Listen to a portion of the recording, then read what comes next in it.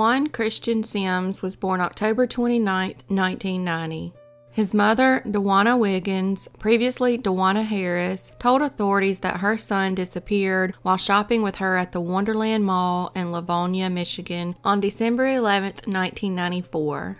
Dewana stated her son was walking along the corridor between the Target store and the main area of the shopping mall with her when he suddenly vanished at approximately 2:30 p.m.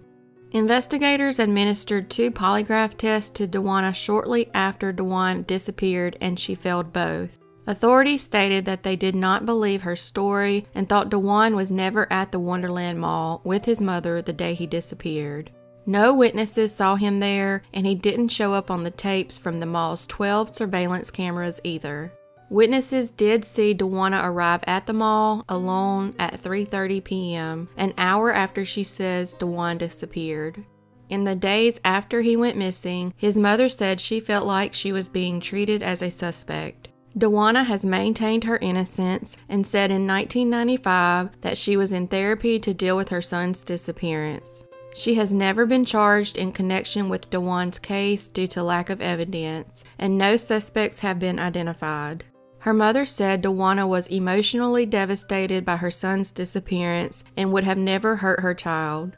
He had a life insurance policy taken out by his grandmother, but his grandmother said it was for Dejuan's college education and his mother didn't even know about it. Dejuan's father passed a polygraph in his son's disappearance and isn't considered a suspect, and also said he believed Dewana was a good mother. In the years following Dejuan's disappearance, his mother moved to Durham, North Carolina.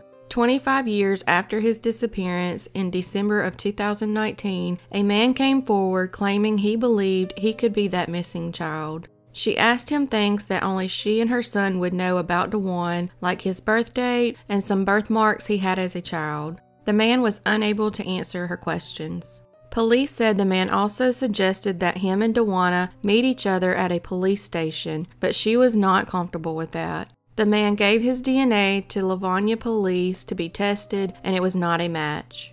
Sadly, Dewana passed away in 2020, and as of today, this case remains unsolved.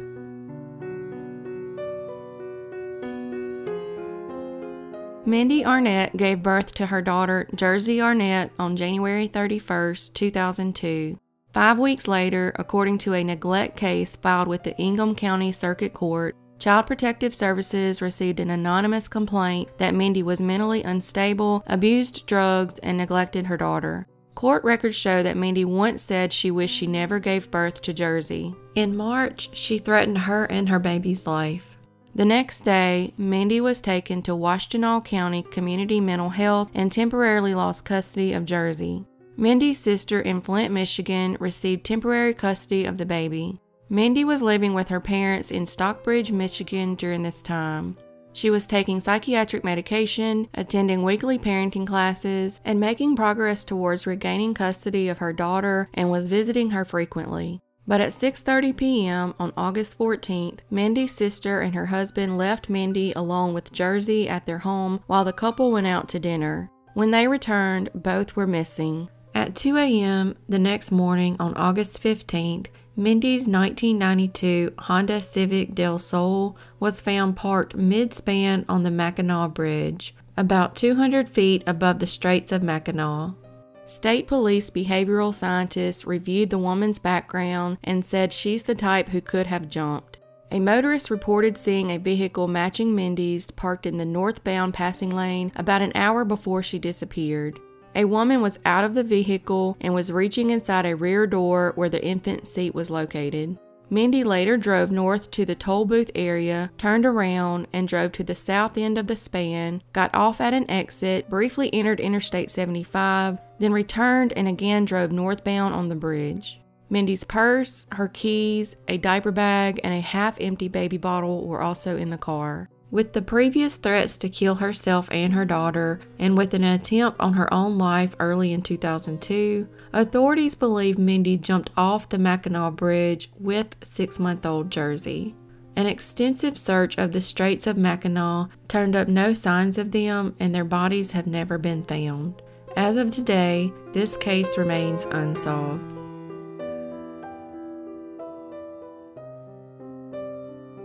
Kellie Marie Brownlee was 17 years old in 1982. She was staying with her boyfriend, Mark Graves, and his family in their apartment in Walled Lake, Michigan. She had moved out of her family's home in West Bloomfield, Michigan, after telling friends that her stepfather, Paul Brownlee, abused her. Her friends stated that they had seen bruises on Kellie's body before she vanished.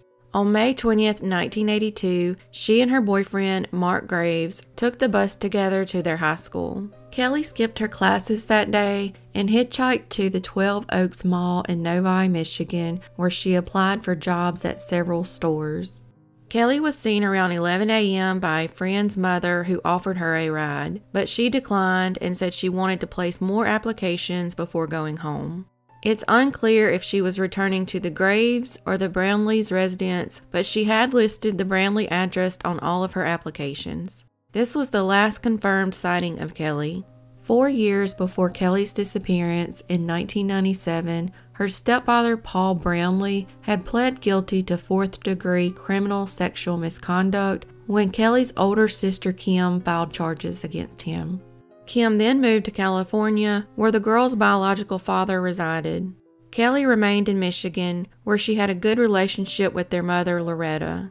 Kellie had occasionally moved out of the family's home due to problems with Paul. Loretta stated that Kellie was planning to move back to West Bloomfield once Paul left the residence. However, Loretta did not divorce Paul until 1985, 3 years after Kellie disappeared, but there were apparently ongoing discussions about the plan at the time. Her boyfriend Mark Graves reported Kellie missing when she did not return to either residence or call him by 9 p.m. A search was initiated soon after, but little evidence was located. Graves was ruled out as a suspect early in the investigation. Speculation began to center around the stepfather Paul Brownlee, who claimed that he was visiting his father-in-law's grave and going to the gym on the day Kellie disappeared. Paul also claimed he had not been abusive to Kellie and even placed a $1,000 reward for anyone who had information regarding her disappearance. Authorities had no evidence that Paul did anything to Kellie other than possibly abuse her. He keeps insisting he has nothing to do with her disappearance and even goes as far as handing over what he calls leads in the case to authorities in West Bloomfield. Strangely, he has continued to refuse any kind of an official interview by police, even though he claims he's innocent. In 1991, he brought a Jacobson's catalog to detectives, showing them a photo of a girl modeling a bathing suit. He told them he thought it was Kellie and gave the detectives the number to the advertising people at Jacobson's. However, the girl in the picture was around 12 years old and Kellie would have been 26. In July 1982, Paul would finally agree to a police interview, but it would get them nowhere and he would once again state his innocence. He retained an attorney and refused to submit to a polygraph test the same month. Having little evidence to implicate Paul, other than rumors of abuse towards Kellie, investigators began to look elsewhere for clues. They suspected that counterfeiting operator James Mitchell DeBartoleben may have had a connection to Kellie's case. DeBartoleben's residence was searched by United States Secret Service agents in November 1983 in Northern Virginia. Investigators would find numerous journals, audio tapes, and photos of various women being forced to do acts against their will. He was suspected of attacking and murdering many women, as well as conducting his counterfeiting ring. He also apparently had a thing for brunette female hitchhikers. Kellie was a brunette and often used hitchhiking as a method of transportation. Photos were given to Loretta for purposes of attempting to identify Kellie, but there was not a connection. DeBartoleben has since been ruled out as a suspect in Kellie's case. He did not cooperate with authorities in their investigation of another young brunette's disappearance, Judith Chartier from Massachusetts, and remains a suspect in that case. Surprisingly, in 2018, authorities announced that Arthur Nelson Ream was a possible suspect in Kellie's case, and in the disappearances of Cynthia Kuhn, Kimberly King, Kim Laro, and Nadine Odell. He was convicted of sexual assault in the 1970s, and in 1986, he murdered Cindy Zarzicki, a 13-year-old girl who was dating his son. He confessed to the murder of Cindy in 2008 and led authorities to her body, which was buried in a shallow grave 30 miles from Detroit, Michigan. While in prison, Ream reportedly told cellmates he was a serial killer with 4 to 6 victims. In May 2018, police began digging at the same property where Cindy had been buried, expecting to find the bodies of other missing girls there. However, after a week, no human remains were located and the digging stopped. Another search was conducted in 2019 as police believed their bodies would be found somewhere on the north side of the Clinton River, south of 23 Mile Road and North Avenue, but nothing was found there either. As of today, Kellie Brownlee has never been found and her case remains unsolved.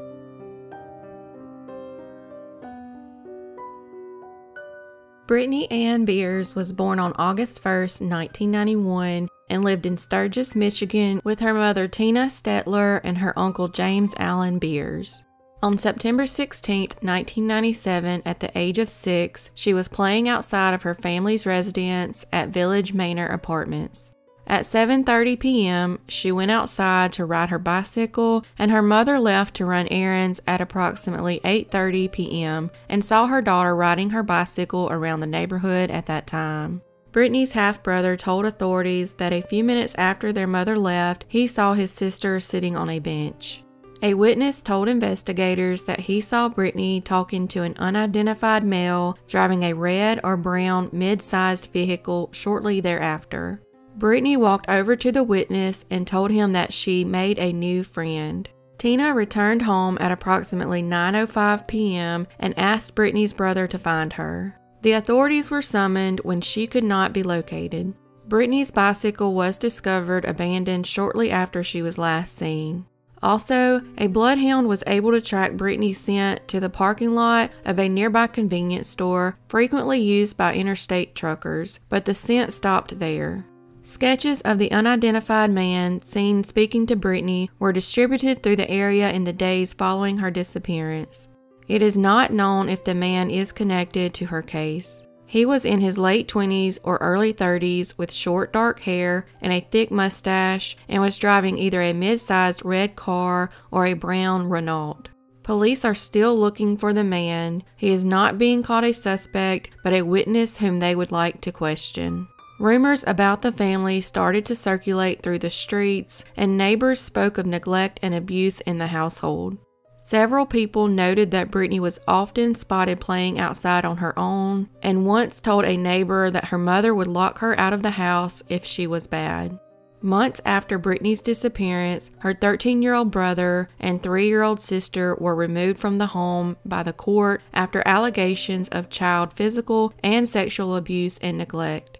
Brittany's father, Raymond Beers, his brother, James Beers, and Kevin Folsom, the father of one of her half-brothers, were allegedly involved in the abuse of the children. Folsom was imprisoned for molesting Brittany, but he was released in 2008. At some point after Brittany went missing, her mother had a termination petition hearing in which she volunteered to give up her parental rights. She admitted that she just didn't have the accommodation or finance to take care of her 2 remaining children. The last photograph of Brittany was taken the day before she disappeared. There was a stark change in her appearance, with all her hair having been chopped off. She had said that her Uncle James chopped her hair because he said she wasn't taking care of it. In 2015, police named Daniel Furlong as a person of interest in Brittany's abduction. He abducted, sexually assaulted, and killed 11-year-old Jodi Parak in 2007. The case was not solved until 2015 after Furlong abducted a 10-year-old girl who subsequently escaped from him. After he became a suspect in the child's abduction, he provided a DNA sample which linked him to Jodi's murder. He subsequently confessed to the murder, pled guilty, and was sentenced to life in prison. He stated he had picked Jodi at random. Daniel Furlong bears a striking resemblance to the sketch of the man seen with Brittany prior to her disappearance. His known crimes were like Brittany's disappearance, and Jodi closely resembled her. He has maintained his innocence in her case, but remains one of the few persons of interest, and as of today, this case remains unsolved.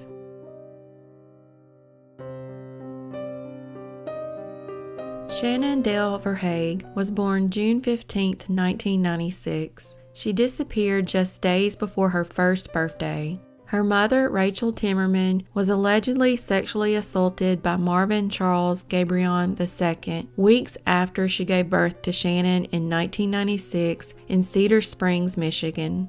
On the night of August 7, 1996, 18-year-old Rachel left a party with then 43-year-old Marvin, a family friend, and 2 other men. After stopping in a field, Marvin ordered the other 2 men out of the car and then drove off with Rachel. Marvin then attacked her and sexually assaulted her. According to Rachel's family, the incident had a horrible effect on her, both physically and mentally, and led to her having difficulties trusting others. Rachel, though terrified of Marvin's retaliation, reported the attack to law enforcement the next day. 2 months later, he was charged in the crime, but authorities couldn't locate and arrest him until January 1998, about a year and a half later. He was then released on bail after 2 weeks.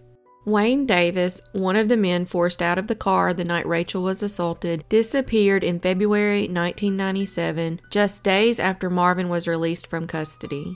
Wayne had planned to testify on Rachel's behalf at the upcoming trial. In the months following the assault, Rachel attempted to turn her life around. She began focusing her time on her baby daughter, Shannon, her family, and her work at a local restaurant.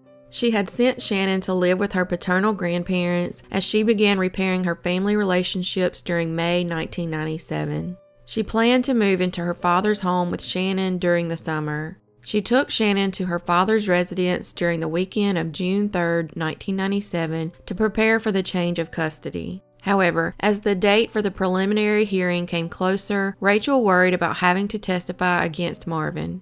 She told her parents that he had threatened her several times. She also said that she was having recurring nightmares about him and believed that he would kill her. Her father told her that he would help her with the trial. However, according to her parents, on June 3, 1997, Rachel seemed happy. She told her father that she was going on a date with a man and that the man told her to bring Shannon along. This was the last time they were seen, which was just 3 days before she was scheduled to testify under oath against Marvin. Rachel's father received a letter from Rachel, or someone posing as her, the day after her disappearance. It stated that she planned to elope with an unidentified man and would be in contact with her family in about 2 weeks. 11 days after her disappearance, the prosecutor received a letter that was postmarked from Little Rock, Arkansas. The letter said that Rachel had tried to have intercourse with Marvin, but when he refused, she made up the assault allegation. The prosecutor did not believe that Rachel wrote the letter and believed Rachel was in danger.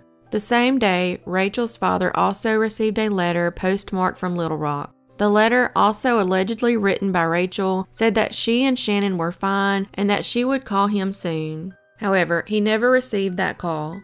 Family members grew very concerned and suspicious, as Rachel apparently had no plans to marry anyone or travel anywhere. Sadly, 2 weeks later, her body was discovered in Oxford Lake in Manistee National Forest on July 5, 1997, over 1 month after she and Shannon were last seen. Oxford Lake is approximately 70 miles north of Grand Rapids, Michigan. There was no sign of Shannon at the scene, and the child has never been seen again. Authorities theorized that whoever kidnapped Rachel forced her to write the letters on June 3rd. After dumping Rachel into the lake, the killer then mailed the letters. From the beginning, there was one obvious suspect, Marvin Gabrion. Authorities went to his residence and found cinder blocks on his property that matched those found tied to Rachel's body. Authorities believe that Marvin killed Rachel to prevent her from testifying against him at trial. Rachel's brother told authorities that Marvin threatened to murder his sister if she testified against him. Investigators determined that Marvin was in Newaygo County and the Cedar Springs area prior to Rachel and Shannon's disappearance in June 1997. Authorities believe that Rachel's friend, John Weeks, was the unidentified man who picked her and Shannon up from her father's residence prior to their disappearances. He was also an acquaintance of Marvin. John also vanished in June 1997 and has never been located. Authorities brought the FBI to investigate the bizarre case. They discovered that Marvin was using the alias of Robert Allen. An investigation was launched into Marvin's background. Authorities discovered that he was collecting Social Security checks under the name Robert Allen in 1997. Allen was a mentally disabled transient from Grand Rapids and had been missing for some time. Marvin was arrested and convicted of Social Security fraud in July 1998 and was sentenced to 5 years in federal prison. He was charged with Rachel's murder in March 2001. Authorities dredged Oxford Lake in May 2001 to recover possible evidence against Marvin, but nothing was located. Authorities stated that keys found in his residence fit the locks placed on Rachel's body. They admitted that the locks, chain, and handcuffs found with Rachel had not been checked for fingerprints. Prints were not found on the duct tape which covered her face. Marvin was convicted of Rachel's murder in early March 2002 and sentenced to death shortly thereafter. His death sentence was overturned on a technicality in 2011, but this was reversed and the sentence reinstated in 2013. The appeals court ruled it was virtually undisputed that Marvin had killed Shannon as well as her mother. While in jail awaiting trial for Rachel's murder, Marvin gave a map of Oxford Lake to another prisoner, which he had written the following: "Body of 3, 1 found." Wayne Davis's body was found in a lake less than a mile behind Marvin's parents' home, 5 years to the day after Rachel's was located. Authorities believe Marvin was responsible for his murder, but he hasn't been charged in that case.